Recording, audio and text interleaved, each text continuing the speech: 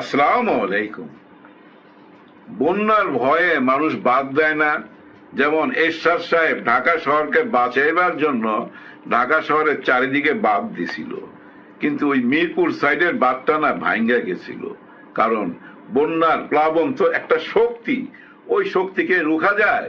শক্তিকে রুখা যায় না, শক্তি রূপ চেঞ্জ করে। ঢাকা শহরে ঢুকার জন্য আর কোনো রাস্তা না পায়া ওই মিরপুরের রাস্তা দুর্বল পাইছে, ওই বাঁধটা একটু দুর্বল ছিল, ওইটা ভাঙ্গা ঢুইকা গেছে। তার মানে শক্তি রুখা যায় না, শক্তি তার রূপ চেঞ্জ করে। তেমনি আওয়ামী লীগও কিন্তু একটা শক্তি, এই শক্তি কিন্তু এখন রূপ চেঞ্জ করছে, আগের মতো নাই। 18 মাস ইনুস সরকার যতদিন ছিল ততদিন কিন্তু অডিও কলে ছিল, বাইরে আসে নাই। এখন কিন্তু বাইরে আসছে। হ্যাঁ, উনি সাক্ষাৎকার দিছে, আবার সাক্ষাৎকার দিছে কোন কোন পত্রিকায়? ইন্ডিয়ান টাইমস পত্রিকায়, ইন্ডিয়ান হিন্দু পত্রিকায় এবং আনন্দবাজার পত্রিকায়। উনি কিন্তু খোলাখুলি কথা বলছে যে আমার জন্য বিমান পাঠাক, আমি যাইতে চাই, আইনের কাছে নিজেকে সোপর্দ কইরা দিতে চাই, আমি ভয় পাই না, আমার জন্য জেলখানা রেডি করো, আমাকে যে ঝুলাইবা সে মঞ্চ রেডি করো, আমি আসবই। এবং সঙ্গে সঙ্গে দেখেন ওই যে যারা পালায়া গেছিল তারাও কিন্তু অনলাইনে আইসা বলতেছে যে আমরা সবাই একদিনে ঢুকবো। 2 কোটি আওয়ামী লীগ তাদেরকে সেলুট জানাইতে আসবে এয়ারপোর্টে। এই কথাটা কখন বলতেছে একটু খেয়াল করেন। যখন বিজেপি ক্ষমতায় আসলো, শুভেন্দু কিন্তু প্রথম বলল যে আমরা পাঠাবো শেখ হাসিনাকে, আমরা বাংলাদেশে পাঠাবো, তোমরা সেলুট দিয়ে নিয়ে যাবা। এরপরেই কিন্তু শুরু হইল ওই যে আপার সাক্ষাৎকার এবং আমাদের দেশে বিভিন্ন লোকের মানে পণ্ডিতদের বয়ান তৈরি করা শুরু হইলো বিভিন্ন চ্যানেলে যায়া। ভাই ব্রাদার, আমাদের দেশের এই মিডিয়া বা এই সুশীল সমাজ যাদের কি দেখেন বড় বড় পণ্ডিত, এরা কিন্তু কখনো জামাতকে মাইনা নিবে না। জামাত তাদের অ্যালার্জি, হ্যাঁ জামাত তাদের অ্যালার্জি। তারা মাইনা নিতে রাজি আছে আওয়ামী লীগকে। যদি বিএনপি কে না পছন্দ করি আমি, আওয়ামী লীগকে মাইনা নেবো, তাও জামাতকে মানুম না। হ্যাঁ, এক হয় আওয়ামী লীগ, না হইলে বিএনপি, এই দুইটাই আছে আমাদের দেশের সুশীল সমাজ, মাঝখানে কিছু নাই কিন্তু। আর এই যে নাইটা আমরা স্পষ্ট বুঝতে পারলাম কখন? ইউনূসের আমলে তো বুঝতে পারি নাই। নির্বাচিত সরকার যখন আসছে তখনই বুঝতে পারলাম। নির্বাচিত সরকার আসার পরই তো আপা বলতেছে যে আমার জন্য বিমান পাঠাও, আমি আসবো। রাগ করলেন? রাগ করার কিছু নাই, অনেক কারণ আছে এর পিছনে। শেখ হাসিনা ভালো না, শেখ হাসিনা ভালো না, কিন্তু শেখ হাসিনার আইন কানুন টোটাল সিস্টেম ভালো। ওই সিস্টেমের মধ্যে দিয়েই তো যাইতেছেন। শেখ হাসিনা যা কিছু করছে গত 17 বছর এই দেশে, উনি সিস্টেমের মধ্যে দিয়েই করছে। এই যে সংবিধান বলি না আমরা, যে সংবিধান নিয়ে এত তুল কালাম কাণ্ড চলতেছে, ওই সংবিধানের মধ্যে দিয়েই কিন্তু শেখ হাসিনা গেছে। শেখ হাসিনা কিন্তু সংবিধানের বাইরে এক পাও ফেলে নাই। ওই সংবিধানের মধ্যে আছে রাষ্ট্রকে রক্ষা করার জন্য কিভাবে মানুষকে গায়েব করে দিতে হবে, কিভাবে মানুষের উপরে জুলুম করতে হবে, রাষ্ট্রের জন্য, রাষ্ট্রকে বাঁচাইবার জন্য রাষ্ট্রদ্রোহী নাম দিয়া কত মানুষের জীবন শেষ করে দিছে। ভাই ব্রাদার, ইউনূস সরকার যখন আসছে উনি একটা জিনিসই চিন্তা করছে, এই যে এই দেশে সবসময় তো নির্বাচিত সরকার আসে, সবসময় নির্বাচিত সরকারের অধীনেই কেন বারবার স্বৈরাচারী কর্মকাণ্ড হয়? কোন সরকারের আমলে হয় না একটু খেয়াল করেন তো। যারাই নির্বাচন করে আসছে তাদের সরকারের আমলেই তো ভাই মানুষের উপরে জুলুম করা হয়েছে, মানুষকে গায়েব করে দেওয়া হইতো ওই আইনের কথা বইলা, কারণ এরা রাষ্ট্রদ্রোহী। দেশকে বাঁচাইবার জন্য এদেরকে গায়েব করে দেওয়া, ওই সংবিধানের বাইরে কিছু না তো, ওই সংবিধানের মধ্যেই তো আছে। যার জন্য ইউনূস সরকার যখনই আসলো তারা সবাই চিন্তা ভাবনা করে বাইর করলো, আচ্ছা এই সিস্টেম গুলাকে কিভাবে বাদ করা যায়, যে সিস্টেমের মধ্য দিয়ে স্বৈরা শাসকের জন্ম হয়। ওই সিস্টেম গুলার উপরেই হাত দিল, বহু রকম সংস্কার করলো, সব কিছু কইরা একটা নির্বাচন দিল। যে নির্বাচিত সরকার বর্তমানে দেশ পরিচালনা করতেছে, দেখেন ওনারা তো সংস্কার মানবে না। এটা বুঝার জন্য ভাই অনেক জ্ঞানী হওয়ার দরকার নাই, এটা বুঝা ফেলাইছি অলরেডি, এটা বুঝার কাম সারা।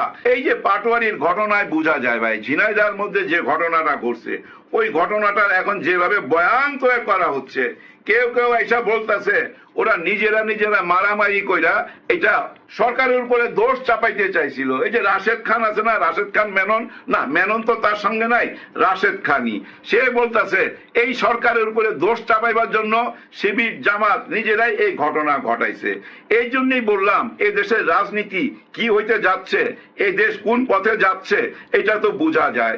ভাই ব্রাদার, মূল জায়গায় আসি। দেখেন, মানলেন না আপনারা সংস্কার, কিন্তু আপনারা তো 31টা দফা দিছিলেন। দেখেন, আপনারা তো 31টা দাবি জানাইছিলেন। সেই দাবিটা কখন জানাইছিলেন? হাসিনা সরকারের আমলে। হ্যাঁ, এই নতুন সরকার বা ইউনূস সরকারের আমলে না, হাসিনা সরকারের আমলেই কিন্তু ওনাদের 31টা দাবি। সেই দাবির মধ্যেই তো আছে আইন বিভাগকে স্বাধীন করে দিবেন, এবং আইন বিভাগের যে একটা সচিবালয় আছে, সে সচিবালয় আপনারা স্বাধীন একটা সচিবালয় গঠন করবেন। এই 31 দফার মধ্যে আছে না? নিশ্চয়ই আছে। আর কোনো কিছুই দরকার নাই। এই দফাটাই মানেন না কেন? এই দফাটা মানতে অসুবিধা কি? আপনারা তো আইসাই বিচার বিভাগের জন্য একটা স্বাধীন সচিবালয় যে গঠন করছিল, ওই সংস্কারের মধ্যে আপনাদেরও 31 দফার মধ্যে ছিল বিচার বিভাগের জন্য স্বাধীন একটা সচিবালয় থাকবে। এই সচিবালয়ের কাজটা কি ভাই ব্রাদার? কাজটা হইলো এই, দেখেন কে হবে বিচারপতি, কে হবে অ্যাটর্নি জেনারেল, এই বিচার বিভাগ কিভাবে চলবে, ওই স্বাধীন সচিবালয় যারা থাকবে তারাই ওইটা সিদ্ধান্ত নিবে। এখানে কারা থাকবে? ধরে নিতে পারেন একজন সাবেক বিচারপতি থাকবে, বড় বড় যারা পণ্ডিত আছে এবং দেশের মধ্যে যারা সবচেয়ে বেশি বুঝে আইন কানুন, তারা থাকবে, তারাই এই আইন বিভাগটাকে পরিচালনা করবে। কিন্তু বর্তমান সরকার ওইটা বিলুপ্ত কইরা দিছে। বিলুপ্ত কইরা দেওয়াতে এখন কি হইলো? ওইটা চইলা গেল কোথায়? আবার আইন মন্ত্রণালয়ের মধ্যে। হ্যাঁ, ওই আগের সিস্টেমে আইন এবং বিচার মন্ত্রণালয় আছে না, সেই মন্ত্রণালয়ের অধীনে চইলা গেল। ওই মন্ত্রণালয়ের অধীনে যাওয়ার মানে কি জানেন? সরকারের হাতে চইলা যাওয়া, সব পাওয়ার ওই প্রধানমন্ত্রীর হাতে চইলা যাওয়া। শেখ হাসিনার হাতে কিন্তু ছিল এই পাওয়ার গুলা। সেম পাওয়ার গুলা ধরে রাখার জন্যই স্বাধীন বিচার বিভাগকে আপনারা স্বাধীন হইতে দিলেন না। বিচার বিভাগের জন্য স্বাধীন সচিবালয় যে গঠন করা হইলো, সে প্রতিষ্ঠানটাকে আপনারা বাতিল কইরা দিলেন, বিলুপ্ত কইরা দিলেন। এইটা কি করলেন? এইটা করাতেই ভাই আপা বুঝা ফেলাইছে, ও ঠিক আছে, সঠিক পথে আছে, ও তো আমারই আইন কানুন সব কিছু মানতেছে, তাহলে আমি কেন দেশে যামু না? আর ওনাকে আনার দরকারটা কেন হইতেছে? আমাদের এই ডিপ স্টেট বলেন বা এই সুশীল সমাজ বা আমাদের এই মিডিয়া, ওদের কেন দরকার ওনাদেরকে? এই জন্যই দরকার, কারণ বর্তমানে যেভাবে মেরুদণ্ড সোজা করে দাঁড়াইছে জামাতে ইসলাম, ছাত্র শিবির, এনসিপি, এটা তো একটা ভয়াবহ ব্যাপার না? যার জন্য ওই যে মাঝখানে আপাকে আনতে চাচ্ছে। কারা আনতে চাচ্ছে? এই দেশের সুশীল সমাজ ধরে নিতে পারেন, এই দেশের ডিপ স্টেট ধরে নিতে পারেন, এই দেশকে যারা বিদেশে বৈশা পরিচালনা করে তারাই আনতে চাচ্ছে। হয়তো আপনারা বলতে পারেন ওনার তো আন্তর্জাতিক বিচার ট্রাইব্যুনালের রায় হয়ে গেছে, সঙ্গে ওই যে স্বরাষ্ট্রমন্ত্রী কামালও আছে, তাহলে কি সে রায়টা কি ভুল? ভাই এখানেই প্রশ্ন। কারণ কি দেখেন, সরকার আইসাই তো চিফ প্রসিকিউটর তাজুল ইসলামকে সরায় দিল, ওনাদের লোকজন বসায় দিল। এরপরে দেখেন ওনাদের সবচেয়ে বড় বুদ্ধিমান যে লোকটা জাহিদ ইসলাম, ডাক্তার জাহিদ ইসলাম, উনি তথ্য মন্ত্রণালয় আছে, তথ্য মন্ত্রণালয়ের উপদেষ্টা, ওনার কাছে তো সব তথ্য আছে। নিশ্চয়ই আপা আসার তথ্য ওনার কাছে আছে, নাহলে উনি হঠাৎ কেন বলল আপার প্রতি উনি ইনসাফ করবে? মানে শেখ হাসিনারও বিচার পাওয়ার অধিকার আছে, ইনসাফ পাওয়ার অধিকার আছে। তার মানে কি উনি কি বুঝাইতে চাইতেছে? অপরাধ বিচার ট্রাইব্যুনালে যে বিচারটা হয়েছে ওইখানে কি ইনসাফ হয় নাই? এইটাই তো বুঝাইতে চাইছে যে ওইখানে ইনসাফ হয় নাই, প্রয়োজনে আবার ইনসাফ হবে। তার মানে কি জানেন, শেখ হাসিনা যদি চইলা আসে, ওনাকে যদি সুন্দর একটা জেলখানায় রাইখা দেয় আর এই বিচার চলতে থাকে, ওনার সমস্ত মাঠের কর্মীরা চাঙ্গা হয়ে যাবে ভাই। হ্যাঁ ভাই, চাঙ্গা হয়ে যাবে, কেউ রুখতে পারবেন না। কারণ আমাদের এই সুশীল সমাজরা তো এক হয় বিএনপি, না হলে আওয়ামী লীগ। জামাতকে তো তারা মাথায় নেয় না, জামাতকে গণায় ধরে না, যার জন্য গোপন বন্দোবস্ত হইতেছে শেখ হাসিনাকে আনার, যার জন্য নতুন নতুন বয়ান তৈরি করতেছে। দেখবেন বিভিন্ন চ্যানেলের মধ্যে এবং নিজের ব্যক্তিগত চ্যানেলের মধ্যে আইসা কি সুন্দর সুন্দর বয়ান তৈরি করে।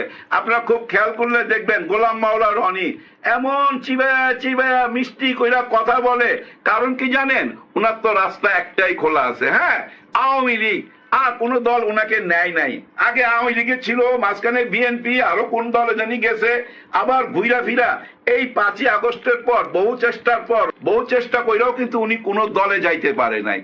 একজন রাজনীতিবিদ রাজনীতি না করলে তার মনে শান্তি থাকে না, যার জন্য উনিও চায়, ওনারাও চায়, একটা দল চায় আবার আওয়ামী লীগ আসুক। কারণ আওয়ামী লীগের আইন কানুন সিস্টেম সবই তো রয়ে গেছে, এবং প্রশাসনে বলেন, সচিবালয় বলেন, সব জায়গায় 17 বছর যেভাবে সেটিং করছিল ওই সেটিং এর মধ্যেই দেশ আছে, আপার সব কিছু আছে, শুধু আপা নাই। রাগ করলেন, রাগ কইরা লাভ নাই। আর আমাদের পার্শ্ববর্তী দেশও এখন চায় আপা নিজের দেশে ফেরত যাক। আপাকে পাঠানোর প্রয়োজনটা আরো বেশি হয়েছে কেন জানেন? দেখেন 2025-এ পাকিস্তান আর ভারত একটা যুদ্ধ হয়ে গেছে, কিন্তু অপারেশন সিন্দুর হয়েছে না ভাই, কাশ্মীর নিয়া। এই যুদ্ধটা কিন্তু ছিল বেসিক্যালি আকাশ যুদ্ধ। এই আকাশ যুদ্ধে পাকিস্তানের একটা যুদ্ধ বিমান যে থান্ডার কি যেন সাথে আছে, সেই যুদ্ধ বিমান ভাই যা কৌশল দেখাইছে, যে ভূমিকা পালন করছে, ইন্ডিয়ার 12টা বাজায় দিছে। ওই যুদ্ধ বিমানের নাম চারিদিকে ছড়ায় গেছে, সবাই মুখে মুখে তখন আলোচনা ছিল এই JF থান্ডার নিয়া। ওই JF থান্ডার বাংলাদেশে একটা আসছে, কে দিছে উপহার? আসিফ মনির। উনি কে? পাকিস্তানের সেনা প্রধান। যা তার সেনা প্রধান না, কিন্তু আমেরিকা, ভায়ার, ইসরায়েল এবং ইরান যে যুদ্ধটা হয়েছিল ওই যুদ্ধের মীমাংসা করছিল কিন্তু উনি। হ্যাঁ ভাই, ক্ষমতা আছে, হ্যাডম আছে, সেই লোক পাঠাইছে। কেন পাঠাইছে JF থান্ডারকে? প্রশিক্ষণ নেওয়ার জন্য। প্রশিক্ষণ নেওয়ার পর বাংলাদেশের পাইলটরা প্রশিক্ষণ নেওয়ার পর আমার মনে হয় কয়েক ডজন ইন করবে। বাংলাদেশ পাকিস্তান থেকে এগুলো কিনে নিচ্ছে। এখন চিন্তা করেন, যে বিমান দিয়া তাদেরকে হারাইছিল, হ্যাঁ ভাই, এই 2025-এ অপারেশন সিন্দুর হার মানছে শুধু এই JF থান্ডারের জন্য। সেই JF থান্ডার এখন বাংলাদেশ কিনে আনতেছে। এইটা কি মাইনা নিতে পারতেছে? মাইনা নিতে পারতেছে না।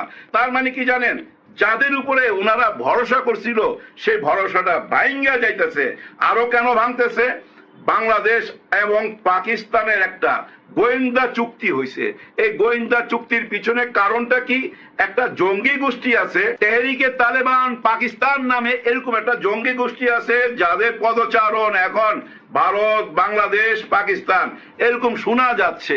ওই কারণে পাকিস্তানের সাথে বাংলাদেশের একটা গোয়েন্দা চুক্তি হয়েছে। ঠিক তেমনি একটা গোয়েন্দা চুক্তি ছিল কিন্তু আওয়ামী লীগের আমলে। কাদের সঙ্গে? ভারতের সঙ্গে। খেয়াল করে দেখেন, ভারতের গোয়েন্দাদের অফিস আদালত এখানে ক্যান্টনমেন্টের ভিতরে ছিল, বাইরে ছিল, হিন্দি কথা বলতো। এবং DGFI এখানে যারা গেছিল, যারা ওইখান থেকে বাইচে আসছে, ওই আয়না ঘর থেকে যারা বাইচে আসছে, তারা বলছে না হিন্দিতে কথা বলে, হিন্দি ভাষায় কথা বলতো। তার মানে কি জানেন, বাংলাদেশ এবং ভারতের সেই গোয়েন্দা চুক্তির কারণে তাদের অফিস আদালত বাংলাদেশে ছিল। এখন দেখেন ওরা তো নাই। এখন পাকিস্তানের সাথে যে চুক্তিটা হইলো গোয়েন্দা চুক্তি, ওই কারণে পাকিস্তানের অফিস এখানে হইতে পারে না। হইতে পারে তো, যার জন্য বড় মাথা ব্যথা, যার জন্য তারা বিশ্বাস করতে পারতেছে না। আর ওরা মনে করতেছে যেভাবেই হোক আওয়ামী লীগকে ঢুকাইতে হবে। দেখেন না, ওই জন্যই শুভেন্দু বারবার চিৎকার করে বলতেছিল